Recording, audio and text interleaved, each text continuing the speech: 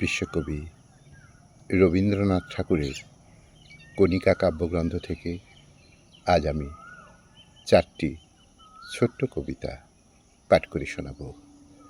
প্রথম কবিতা হাতে কলমে। শুরু করছি।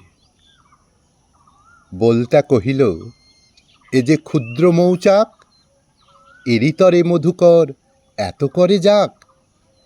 মধুকর কহে তারে, তুমি এসো ভাই, আরো ক্ষুদ্র মৌচাক রচ দেখে যাই। আরো ক্ষুদ্র মৌচাক রচ দেখে যাই। দ্বিতীয় কবিতা গৃহভেদ। শুরু করছি। আম্র কহে একদিন, হে মাকাল ভাই, আছিনু বনের মধ্যে সমান সবাই।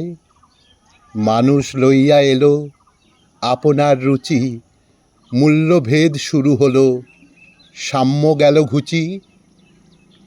তৃতীয় কবিতা গরজের আত্মীয়তা। শুরু করছি।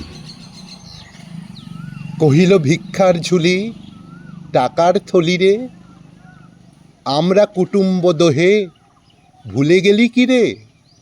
থলি বলে, কুটুম্বিতা তুমিও ভুলিতে, আমার যা আছে গেলে তোমার ঝুলিতে।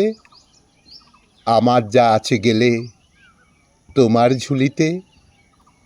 চতুর্থ কবিতা কুটুম্বিতা। কেরোসিন শিখা বলে মাটির প্রদীপে, ভাই বলে ডাকো যদি দেব গলা টিপে।